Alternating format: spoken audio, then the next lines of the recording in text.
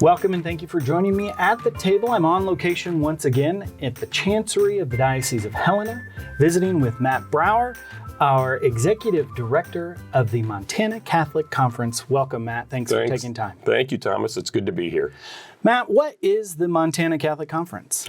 That's a good question. And when I go around and give talks, and sometimes I'll ask that question, I'll say, who knows what the Montana Catholic Conference is? Usually there's like one hand that goes up. Most people have never even heard of it. The Montana Catholic Conference is really the conference of Catholic bishops in Montana. And so what I do at the conference as the director is I represent the bishops on all matters of public policy. So I'm really like an ambassador between the bishops and our state agencies, the governor's office, our state legislators, even our federal congressional delegation. So all those who work in areas of public policy, I represent the bishops before them. So I advise the bishops on policy, review bills, testify on their behalf. I do lobbying, all that sort of thing. A lot of people, I think, are going to be confused by that because they think that the church can't be political. The church is not political. So that can't be further from the truth, right? Actually, Pope Francis has a great quote in Fratelli Tutti where he says something akin to, politics is a lofty vocation and a great act of charity. It's a wonderful way to be involved in society, and it really flows from our baptism and then our participation in the Eucharist, that mission to go out into the world, proclaiming the good news into every crevice of creation and standing for things like the dignity of the human person and the common good. We are political, but not necessarily partisan. Is that right? Yeah, absolutely. In fact, we're not partisan at all. We stay very clear away from that sort of political engagement that for a number of reasons. One, I think that can kind of run afoul sometimes of our gospel message. And it makes it look like we're more interested in politics than we are actually proclaiming the truth. Yeah. But there are also IRS reasons why we want to stay away from partisan politics. So there is an important distinction there. When the legislature isn't meeting, what kind of stuff do you do? There's a lot of actually background work that goes on prior to a legislative session. So there's coalition meetings, there's coming up with strategy in terms of how to deal with certain issues or bills in an upcoming session. But there's an awful lot of education too. So we try to do a lot of educating around these social issues during that interim period.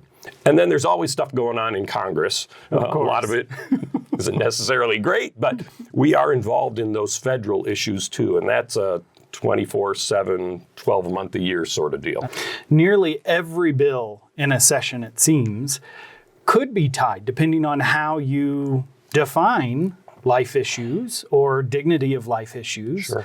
How do you pick and choose which ones that really need your effort and which ones that, well, this one we'll have to take a pass on?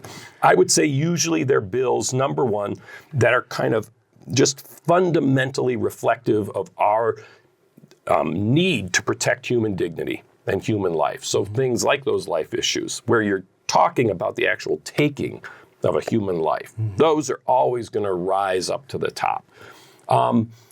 Beyond that, there are things that I think deal with our fundamental understanding of the human person, fundamental understandings of institutions we have. For example, marriage. So those are things that we would be involved in. What is marriage? Beyond that, sometimes it's a question of capacity. How many bills can we get involved in?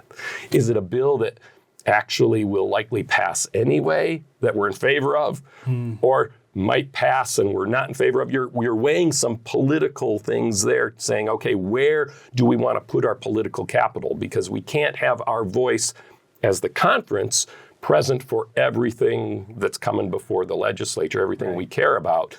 There's a little bit of sifting through, okay, where can we make a difference? And where is it most important that we witness to the truth? And what does that look like? When you say you get involved with a bill, what exactly is it that you're doing? Number one, we're reviewing the bills, talking sometimes if it's a bill that's going to impact other people, coalition partners. Is this a coalition effort, or is this kind of a Catholic conference effort? Are we going to be kind of one of many independent voices? Are we speaking together in unison with another group? That's lobbying. It's talking to legislators. It's testifying before a committee. So I do a lot of testifying. So there'll be a bill that's heard in a committee.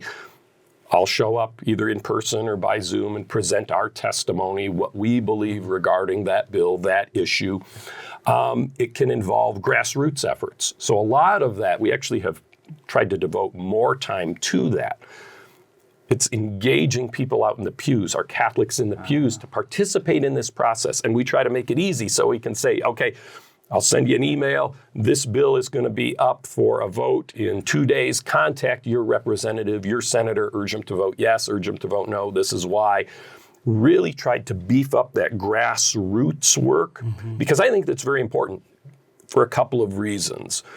One, when I'm up there representing the bishops, those are the people I represent. I don't represent all Catholics or both dioceses. I represent the bishops. And on some issues, people might have a little bit of a different take on some things. But the other is, the other Catholic voice, I always say present at the Capitol, is that voice of Catholics in the pews bringing their faith into that process, articulated through the lens of Catholic moral and social teaching. And so I want to empower our Catholics in the pews to be able to do that. Why should I care as a Catholic? If I'm living according to the teachings of the Church, if my parish is vibrant and alive and doing some good work, why should we care what's happening in politics? Well, I think it's an expression of charity. It's an act of love. Pope Benedict had a great quote, and I won't be able to remember it verbatim, from Deus Caritas Est. And it was something like, a Eucharist that doesn't lead to concretely loving our neighbor is fragmented, intrinsically fragmented. So we care about this if we care about being Catholic. If we care about Jesus, they go hand in hand. So this is something we absolutely do. Because again, if we care about our faith and what it truly teaches and what we believe about it, it's not just me and Jesus. We're social by nature. The Eucharist is the great unifier. And the Catechism talks about how participation in the Eucharist should give us a greater love and appreciation for the poor. And we can talk about all the different types of poor that there are. But that should compel us to live this out then outside the four walls of that church and outside the four walls of our own kind of spiritual life. The sense that we're compelled to go out. And it makes me think, and I'm probably long-winded here, but I was listening to a talk recently by Bishop Barron.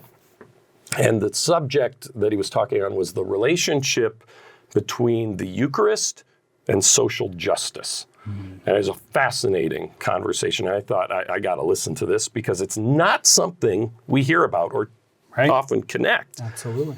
And he talked to a well-known Benedictine years ago, Godfrey Diekman. And he said, what's the one thing, if you could leave people with one thing about the Eucharist, what would it be? And it's deification. That's what we're called to in the Eucharist, to be deified, to have our nature conformed to God's, to God's nature, not God's plural, but God's nature. And what do deified people do? They go out into the world and they live a life that's been conformed to God's nature. That's what being involved in politics then is all about. It connects back in a very direct way to the Eucharist. We live in a society right now that wants us to keep our faith inside the walls of our church or in our home. And sadly, some of our brothers and sisters in Catholicism have conformed to that, I don't want to impose, just because we believe something, I don't want to impose that on someone else. How do we help to connect that it's not imposing whenever it's love? Right. Well, I think that's one thing is with our faith, we have to look at it as something that's true, good, and beautiful. That's something you want to share with people. We've said in the church, we propose, we don't impose. That's very much our work. We've got good news. Let me share it with you. I'm not imposing this on you. But there are certain things that we think are necessary for the flourishing of the human person and human society. We think that we have some good news to share about that. We don't hold our legislators hostage and say, if you don't pass this bill, we're not going to pay our taxes or something like that. That's not something we do. We go, we propose, understanding that what we believe about these things, these fundamental things, is good for society. I mean, do we believe it or not? And if we do, we should want to share that with others. I think you've struck on it right on the nose of, do we believe it or not? That's the question. Yes. And if we believe it, belief drives us to action. It doesn't allow us to just sit and be passive. Yeah, it's the difference between believing Jesus and believing in Jesus. If we believe him, we think that's great. And I might believe what he said, think that's great, that's truthful, but it doesn't compel anything from me, of me. If I believe in something, then it takes the form of concrete action. It's something, it's faith that's then lived out. You put a whole lot of effort going up and really trying to push through the bills that matter to Catholics. How do you sustain your energy and drive when those bills fail? I've never been asked that question, and it's a really fascinating one. But it kind of takes me back to when I started the job. And I was actually interviewing for the position, and there was an interview committee, and I said, how do you define success in this position? Because many of the bills that are going to come to us that I'm going to be testifying on, we don't stand a chance. Right. There are things that people don't want to hear, or there's legal obstacles. It's not just where the culture's at. Sometimes there are legal obstacles that make it very difficult. So how do we define success? And I think it's being authentic and being true to the teaching of the church. That's what success is. If I can witness, and I would say effectively, but that's a hard thing sometimes to measure, to witness authentically to what the church teaches about an issue as it intersects with public policy, I consider that a success. And it's not, do people like me? Do people agree with me? Although that's always good and an indicator maybe of, we're making a difference, maybe. But at the end of the day, you have to say, okay, was I truthful? Was I authentic in upholding the teaching of the church and trying to shine a light on that as something that's good? Something that actually helps the human person to flourish. This isn't bad news. We're not about don't do this, don't do this. It's about this is why. It's the beauty of what we believe. It's a positive thing.